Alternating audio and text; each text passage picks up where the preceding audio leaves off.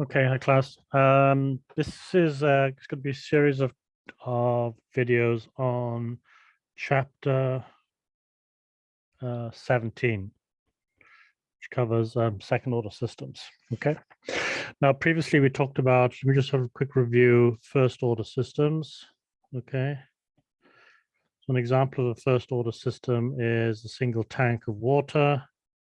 Water flowing in, water flowing out. We have one state variable, which is the height. Okay, so that's the first order system, and the transfer function for something like that is in standard form is k over tau s plus 1. Okay, and k is the gain, and tau was the time constant. Okay. As a time constant. Now we know it's first order because in the denominator, the highest power in S is 1. Okay, so that's a first order system. Now, what does a second order system look like? Well, a second order system would actually basically be a second tank. If I attached a second tank, okay, and the water from the first tank is pouring into the second tank. Now I've got a second variable, H2, okay, water comes out there. That is a second order system, and that would look like, that has the transfer function that looks something like this. No, this isn't the standard, excuse me, this isn't the standard form yet, but we'll come to that in a minute. Now, other examples of systems which would be described by second order transfer functions would be two genes, one gene controlling the expression of a second gene. Okay, that's a second order system. Or a pathway where you have a fixed substrate there. You have three reactions. Okay, V1, V2, V3. You have two state variables. Okay, and that's a second order system as well. The one I want to look at here is an electrical one, which is this. I'll just draw it. Not very good at drawing inductor. So that's supposed to be an inductor, okay? And this is supposed to be a resistor. And what we've got here, we're going to apply a voltage there. So this is the capacitor, inductor, resistor, okay? And what we're going to do is we can, so we're going to charge up the capacitor, okay, by applying a voltage here. Then I'm going to time 0, then I'll set the time to 0. I'll take the battery off and I'll short the two. And what happens then is the capacitor will discharge through the resistor and inductor. Okay. Now, how do we analyze this system? Well, first of all, I'm going to invoke Kirchhoffs Voltage Law, which says that in a cycle, all the voltages must or add up to 0. So I'm going to call the resistor voltage E0, the inductor voltage EL, and the capacitor voltage EC. So the KVL will tell us that EC plus EL plus E0 equals 0. Okay, so the sum of all those voltages must be 0. So although it looks like I'm going to swap those around, I think. So that's going to be L, make sure it looks like an L, and that's going to be C. Okay. Okay, what else can I say here? Well, I can also say that the voltage across the resistor, E0 is the resistance times the current, okay? Now the current that flows through this wire must be the same current that flows through the capacitor, actually. And I know that the current discharge from the capacitor is the capacitance times the changing voltage across the capacitor. All right, so I could substitute this into here, okay, if I wanted to. The other thing I know is that the voltage across the inductor is given by the inductance times the rate of change of the current. Okay, this is just basic electrical theory. Okay, so I can substitute that. I can substitute that into EL. So let's do that.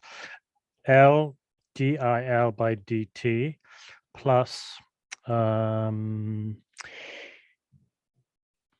R times, okay, I'm putting the resistance first now, okay, so I'm putting that one first. Next, I mean, R times C DEC by DT plus EC equals 0, okay?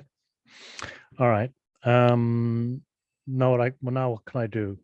Well, I know that the current, of course, current is the same at each point during the discharge. I know that the current here in here is just C DEC by DT. Okay, so I can then do this final substitution. I get L C.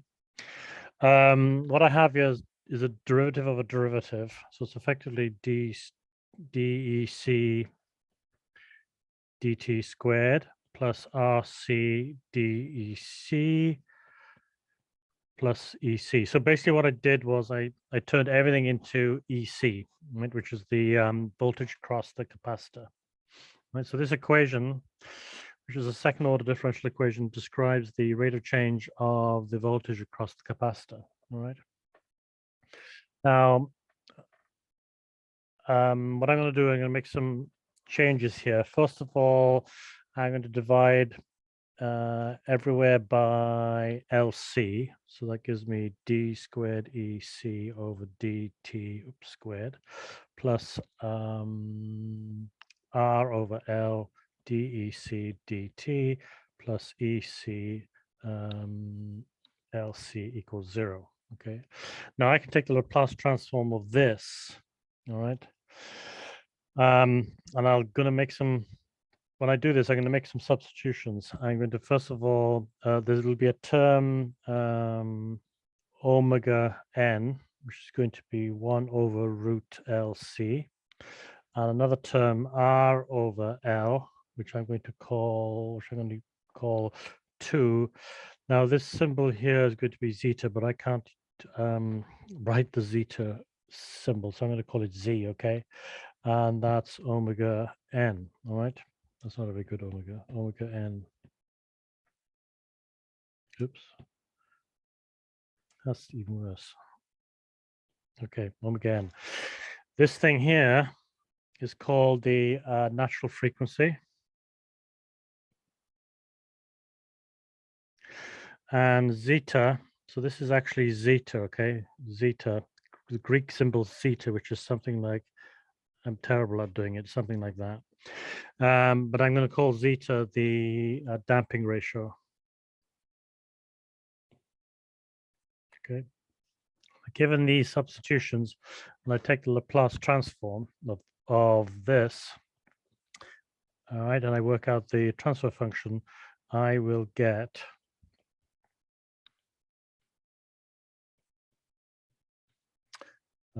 s squared plus 2 zeta omega n s plus omega n squared.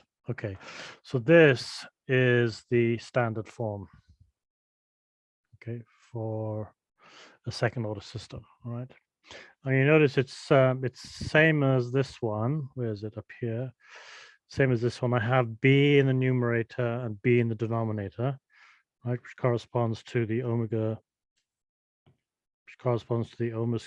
squared n, and then this piece here is equivalent to the a, okay, which is that here. All right, so it's basically the same equation, but now in terms of these other kinds of parameters. Okay, so if I were to compare, yeah, so that's B basically, and that's A. Okay, so that's as far as I'm going to go on this one. All right, and we'll start the next one in a minute.